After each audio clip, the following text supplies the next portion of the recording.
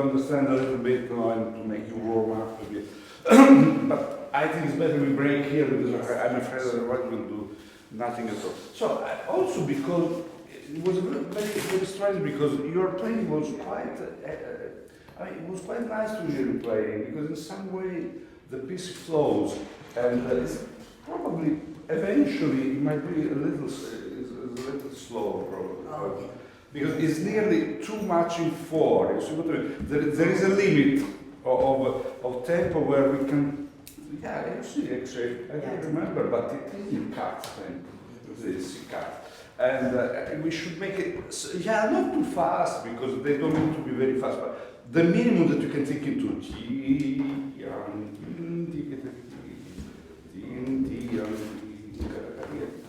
So that will be probably the final tempo.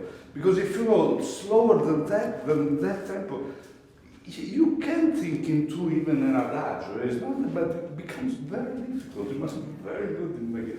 I think it was just a tiny little bit slow. But that's not the major thing. The piece worked. I think there is some. This piece has got quite a few. Just to talk before about the score. It's got quite a few problems of deciding which octaves you should be playing on it. Now there are slightly contrasting things because the manuscript is not very clear about it. He just writes everything. Maybe you went through it. You might have said, I don't know if it's on Petrucci library. You might find probably.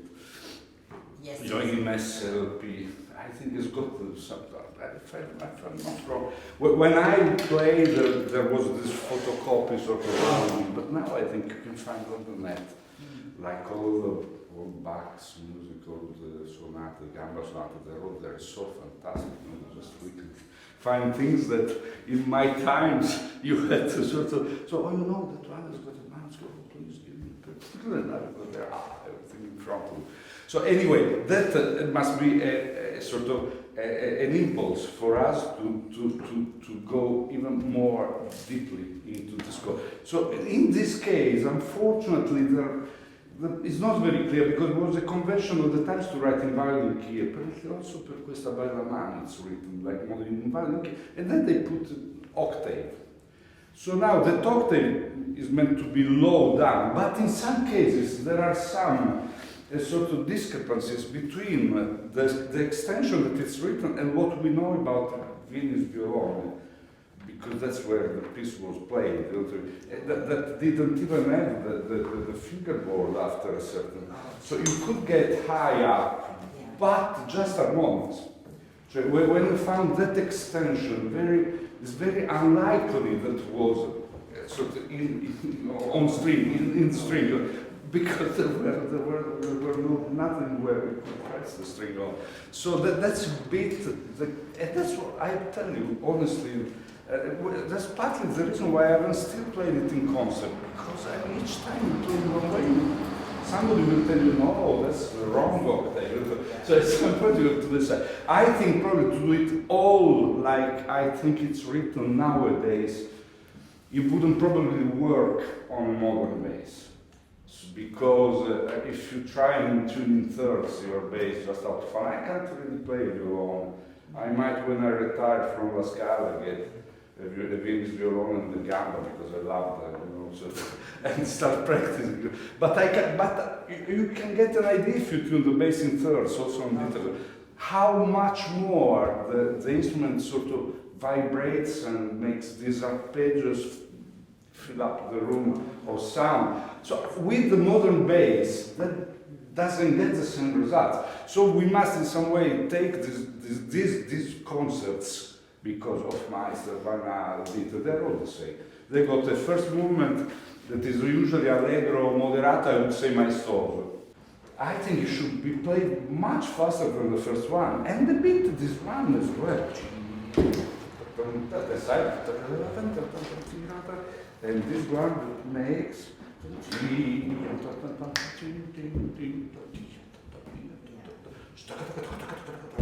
però imagine that wasn't was just maybe on violon a little less. In fact, if you notice, they put moderato in brackets there because not original. the moderato, the first moment is it's actually a little moderato, but the last one, no. The translator who made the edition thought it was a bit too difficult, so he said, well, let's think moderato, like they made Eccles Sonata, the last movement it became vivace in our edition, where originally it's presto. So probably who put it sender, he went there, he couldn't play. So he said, well, no, let's put vivace. Like little balls, that is not actually. So that's what concerning the problems of interpretation about this concept. I would say, in any case, we can decide a certain octavization, like you did, it's quite fair, it's not too high.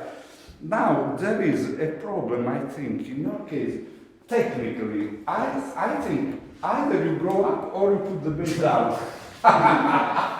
So I think it's easier to put the bass down. I get this side so that I can get closer to the bridge as well. I know, but I think you should do that with the arm. Here is definitely, I can tell you, there is an old Italian school that say that you should get the hard position to your eyebrows. Oh, okay. That's well, actually, if you see some old bass players, like Simon in the picture, the bass was straight. Oh. I mean, either you play French bow or Italian or German, but very often you see both instruments speaking bass straight. And Gary Kahn himself, when you think of the sound he's got, when you see him playing, is straight. The fact that you are straight on the bass, it does help you also with the emission of the sound. Because it's not difficult to understand that if you got the string like that and the bow goes like that, the sound will definitely improve. I mean, we can think like the sound, a mixture of noise, of bow and sound, because if you try and record and cut all the frequencies of the bow noise, it sounds completely unnatural. So we need a bit of this. But if I'm horizontal, I will get this. Okay. If I am vertical, I'll get that. If I do this, I sort of mix the two channels. So unless you, like you rightly did, you try and follow the string, but that has got the disadvantage of not being able to use this weight. So I think, certainly, if I can potentially use the gravity of the tip, it pretty much, if I pull up the tip in some way, I have to give tension there. And the sound, unfortunately, is not the same. This sound is not the same with this one. You can feel the bass, listen to this bass, and listen to this one. You see, there is some noise in text.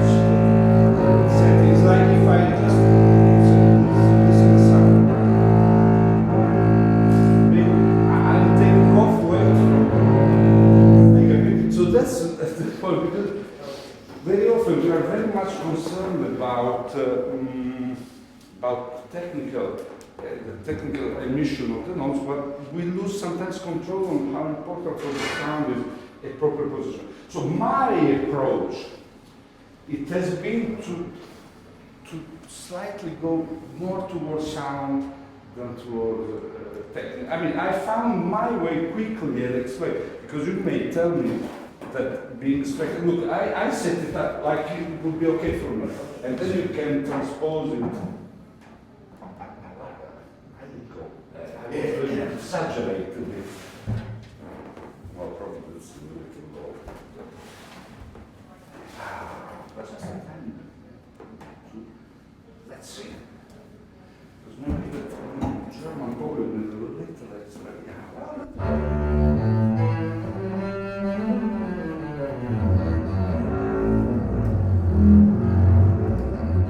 I'm just improvising. But when I go to those, I do this. Do you see what I mean? I try and open up to that. Let's make thinking.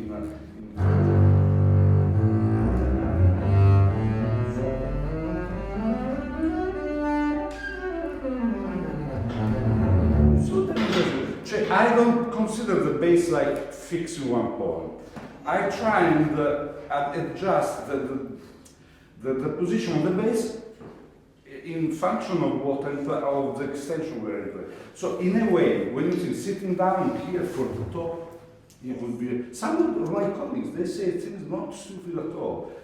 They say potentially to play well on the bass, you should, they say, arrive to the bridge. Well, on big basses, that's not so easy, but as far as you can get, or as close you can get to the bridge, the better it is. So if I can get there, means that if I play here, it will be on. This bass is quite high on the it's a big bass, so I understand. But you know, if you find yourself like that, you see what I mean? Already to get there is a sort of major work. So you should make sure you can go quite easily well over the notes you need. So I mean,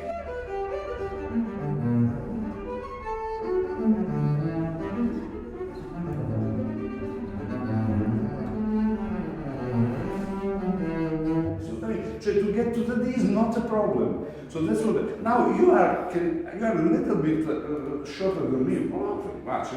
So maybe you need even lower from this. But of course, if I'm like that and I play here, I might have my hair now that to go and cut it. I might have them get stuck in the strings, you know. So I need to have some space there.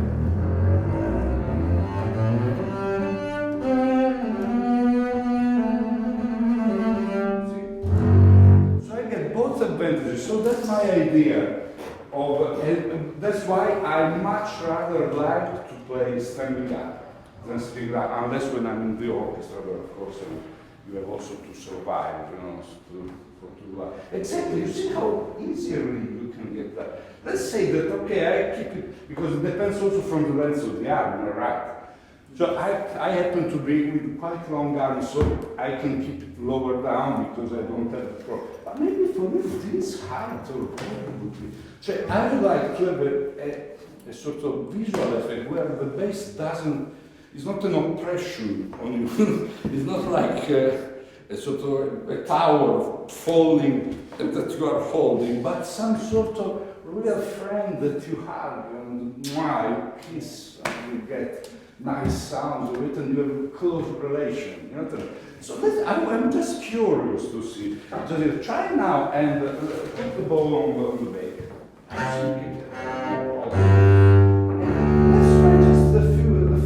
I'm quite interested in the sound that you. It's not that there was a bad sound at all. Because you have musical, you have to do here. But I think that would be even better. Let's try in just a second. Yes. Just like 2 bars.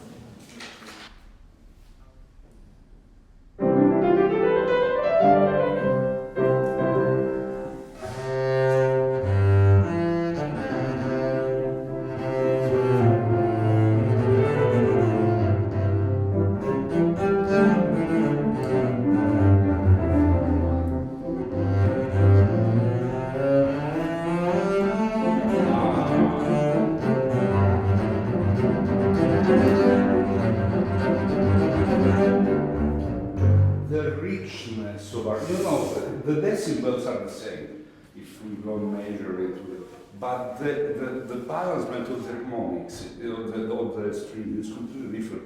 It's more before it was a little bit like, you know, the more you pull it up, the more it risks to become too much like a cello.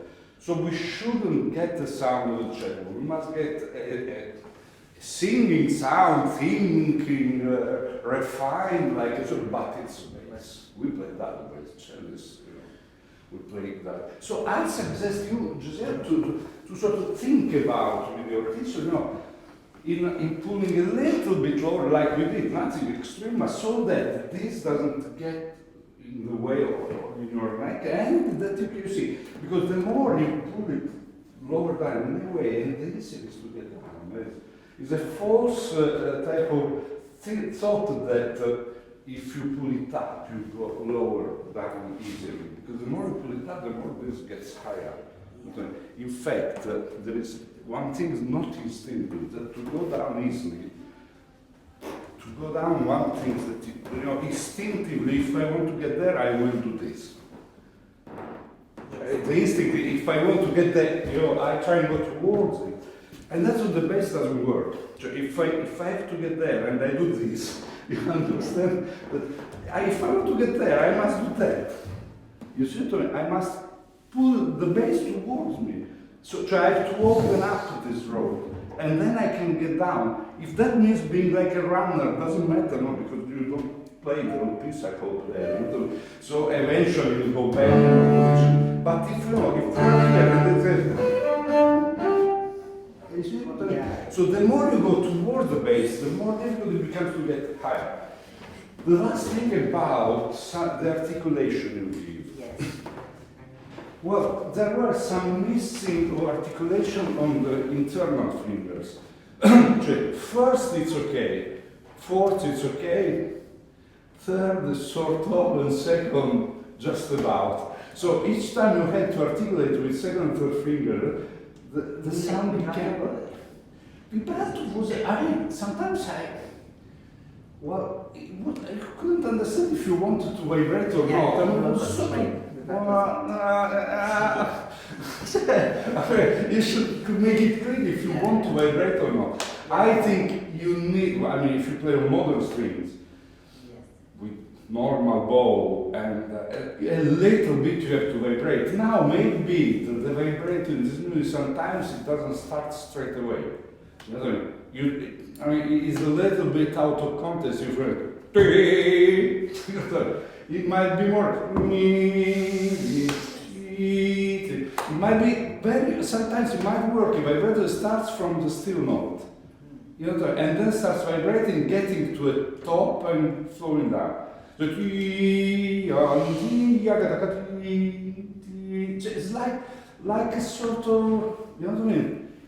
Help you give to the sound to project. We must compensate the lack of projection that we've got with the strings compared to gut strings and with third tuning string bass. The strings tuned in third, they just vibrate for sympathy. So we haven't got that. So that should be the aim of the vibrato. Maybe in the slow movements you can do something more. It's not forbidden. Many musicologists, they notice that if they cared so much sometimes in texts, in books to say don't vibrate, no vibrato, it means that somebody did vibrate. Because otherwise, why they should have written no, not to vibrate? So if you don't vibrate, why I should tell you not to vibrate? If you already don't do that, it means that actually you could vibrate. Now the point is where, and sometimes you find in scores a little sign like a modern trio. Nowadays, that means vibrato. So but it was used like a special thing. So usually you didn't vibrate, but you could do something like that. So let's try, for example, let's try, the top octave was more delicate, the lower was better. But there was something that upset me a little bit. When you try to give articulation to the left hand, you give always an accent with the bow. That shouldn't happen. So if you want, you see what I mean? Just you must be careful when you give an impulse. You know what I mean? The left hand sometimes it needs to be.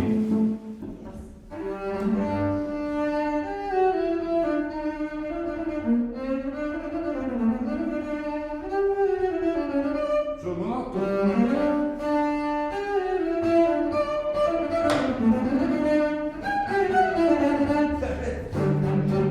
Eventually it gets a little bit boring. But the left hand, it's right that it needs to be sort of electric. But the ball, we can put some accents here, but not all the time. So let's try the top octave just one time. Yeah, maybe what is bar number 32, yes.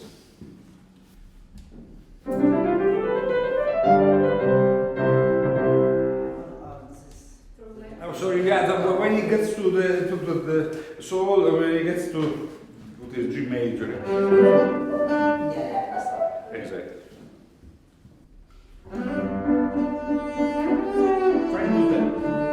Yeah, it's a dot, but a dot is something that is in relation to the value of the note.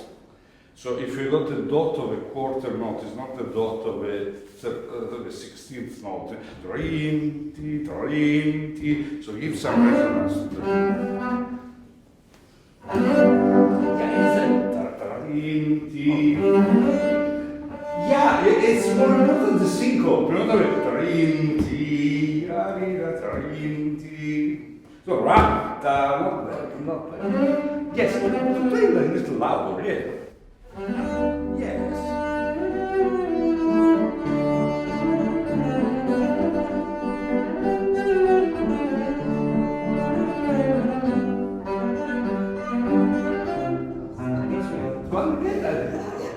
Practice. Directly from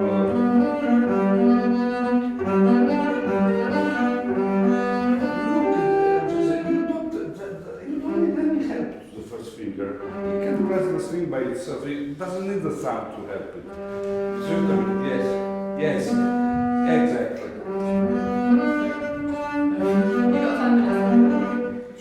Cioè, you should think to the, like if you are playing a chord. Try and play G and B together. Let's make a chord. G B.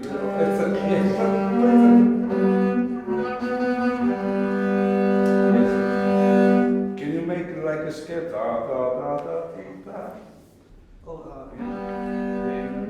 Yes. So that's something you might think about because we should have position.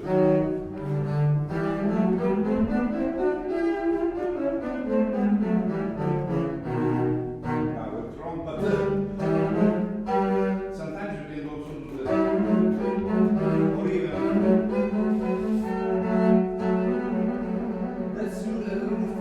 But the first thing I will try and get better in this.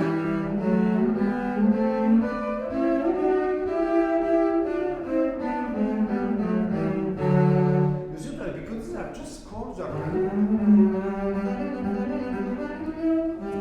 So the head must be there.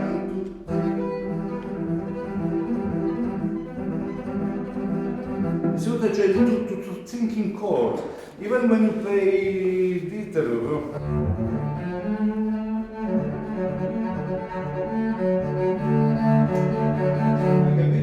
a good key of practicing is to take off the arpeggiato from this repertoire and to put the left hand like if you actually play chords. You know what I mean? Per esempio, vediamo if I could, vediamo, some good.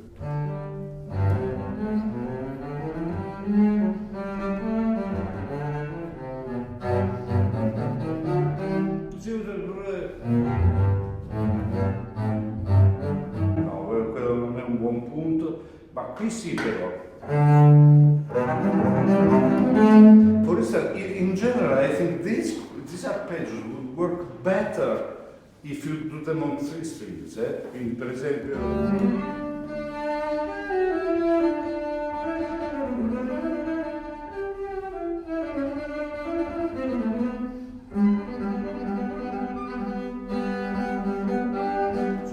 should work the.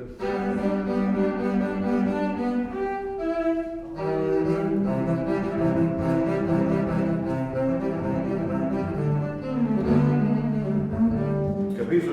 Cioè, you should work like thinking like if you play chords as soon as you can, and that will make your hand, you know. And then I would maybe, if you've never done, Yes. do some scales in third, you know, in chords of thirds. That helps the hand as well to be. Have we got 2 minutes of chord? Yes. So maybe we can go through the part that we didn't listen. No, Jasiel, when did we stop before? Sort of. I remember was sort of before. I would play from there because yes. And then 6, we try to get up to the cadence, that's it. Huh?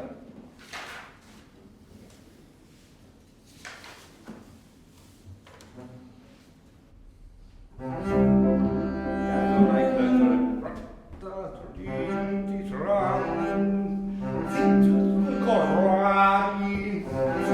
yes.